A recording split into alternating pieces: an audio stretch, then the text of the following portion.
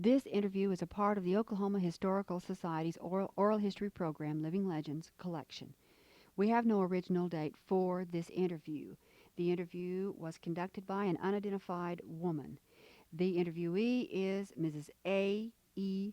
Ford. We have no location specified for this interview. It could possibly be Enid, Oklahoma. This interview is being re-recorded on October the 22nd, 1985 for inclusion in the permanent collections of the Oral History Program by Judith Michener.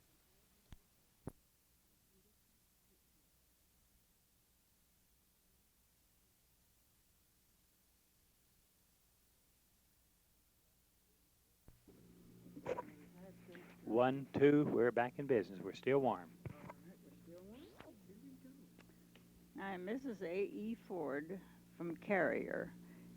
Our location is a mile east and a half a mile north of Carrier. Mr. Ford took this place in the race in 1893. My father made the same kind of a race, and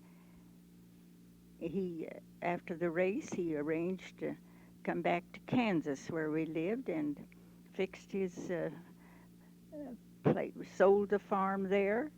And in March, the mother and the brother and father came back onto the claim and lived there until their death in 1926. Then I came in March of 1895. I'd been with a sister in Missouri so that I could go on to school.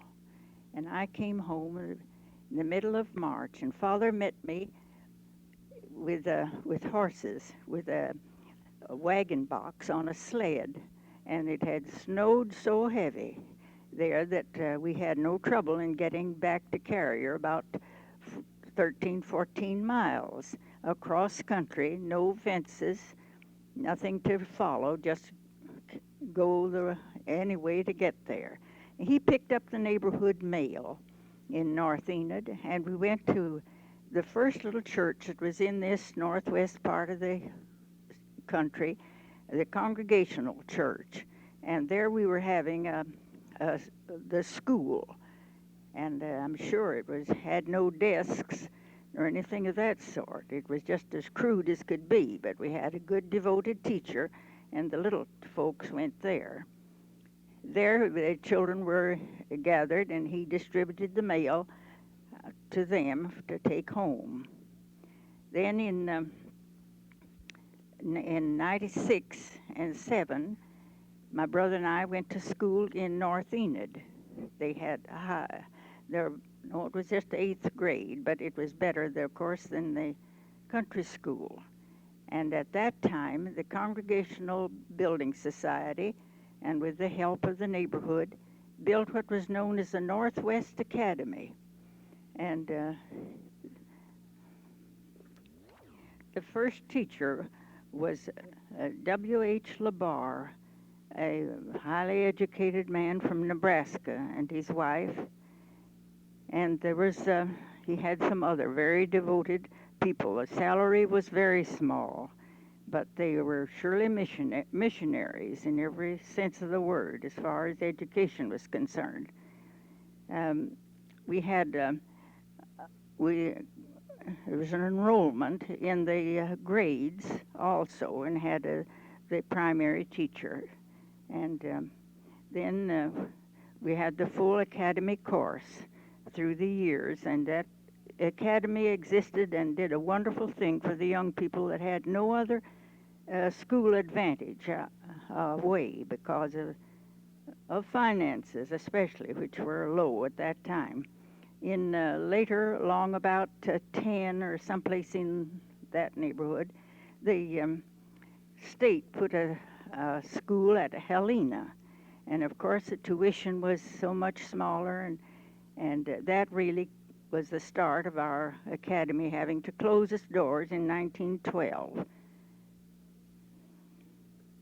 I was the first graduate, or the only graduate of that first year in 1901.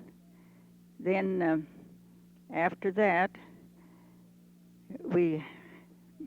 closed the doors, and the academy was sold.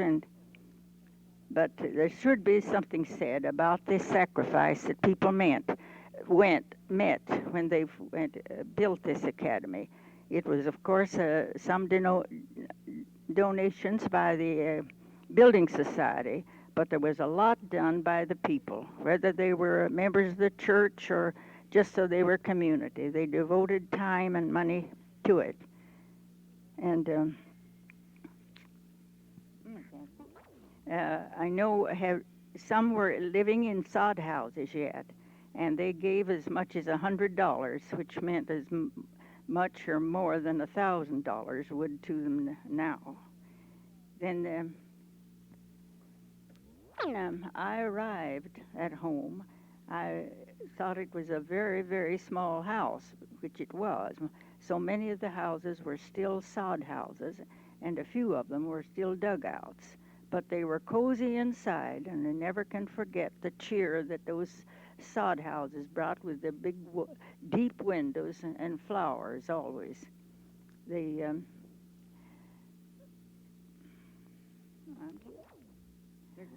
my father was, like most of them, not very,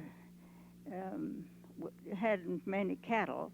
They all started out with a few and had their farm implements that seem very primitive now, and broke up their sod and raised the wheat. We didn't get much wheat until about 97, I believe. We had our first crop.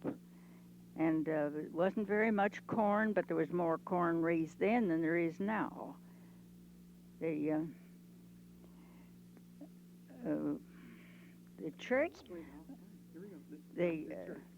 our church was the first church built in that part of the country. And the one minister that lived at Hennessy, he had been the pastor at North Enid, and he was then had been an old friend of Father's in Ohio. And that's the way we happened to become a congregational church. It was one that, of all denominations, could be in it. There is no set creed for that. Good Christian people. And this was Reverend J.H. Hawks. He also, when the neighboring country around, like Hillsdale and Goldtree. It wasn't Goldtree then, of course. It was called Springdale. And one west of us by the name of Alvaretta, and one south by Glenella. He organized all those churches, and they received the same building donation from the Congregational Church Building Society that we had had. And they, of course, they devoted their work and time in doing what they could. And it was a number of years before we had any fixtures in the church. And they held a school in it until the first schools were established in the district. And were volunteer teachers the first year or two. I know. In 1896, there was quite a lot of typhoid fever. And I was one of the serious cases and really lost school that year. I was very sick. I'd gone to Kingfisher to visit a sister and a family that had located there when old Oklahoma was opened in 89 or 88. And they took sick there and spent my summer and part of the fall down there.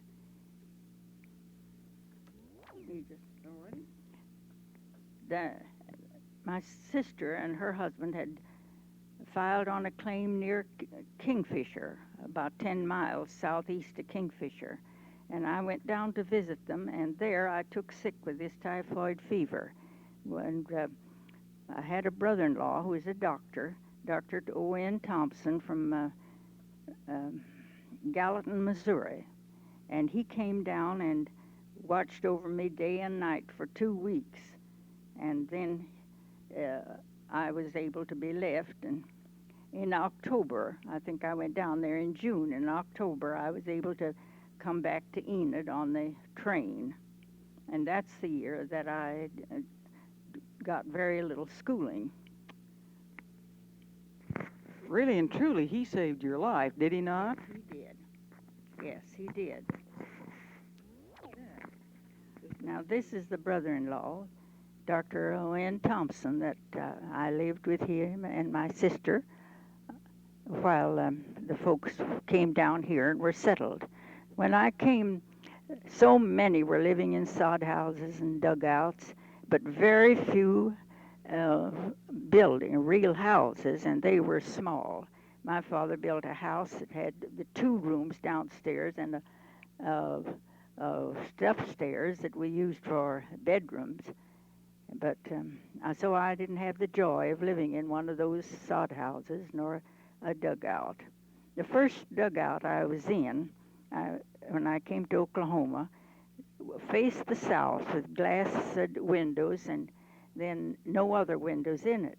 And I thought, what a terrible place that must be. And I went in. She had a rug carpet on the floor, and everything was so clean and bright, and the flowers in the window that it just was beautiful. And she was a good woman. They had their Sunday school meets in there for some time, and it was a very, very pleasant house. And I've been in other sod houses that were the same way, so I don't feel that people need to be pitied that live in those, because they could be made so cozy and so warm. I didn't connect the house. This sod house was, this dugout was in the side of a hill, and as I said, was so cheery. There was a large fireplace in it, and Father and I stopped there on my first entry into Carrier. We stopped to get warm. It was so cold, and this fireplace was full of those big blackjack logs, and then their surroundings were so cheerful too. It was a real homey room. Of course, just one room that was the whole family room, kitchen and all. The first Christmas that the neighborhood celebrated in the church had an immense Christmas tree in it, set in the corner of the church and reached to the ceiling. The boys had gone to the blackjacks and cut this big tree down. So then the young people met and strung popcorn for decorations, and had to use tinfoil or anything that was sparkle and be beautiful on the tree. Shall I tell? And the young man that I sat with and strung popcorn told me, of course, years afterwards, that he vowed that day that that would be his wife. Well, it was 10 years before that happened. But going back to the Christmas tree, there were very few real fine presents on it. There was this Sunday school that had been organized there right at the start, was furnished the candies and the nuts for the children. Of course, this popcorn helped out too. And there were one man in the neighborhood that was noted for his generosity to children. He had several things for the little tots tied on the tree. And it was a very Merry Christmas, and they had good singing and a jolly good time. Ms. Ford, tell me a little something about your husband. Had he staked a claim or not? Yes, my husband took a claim. He and his brother and father got claims real close together, one right across from the other. And he had what we called his bachelor house, but he didn't. He lived across the road with his folks, paid his board there, and lived in his own quarters. And his brother just did the same thing. And his brother sold the claim, but he stayed with this farm, and I'm still living on the farm that he took in the race in 1893.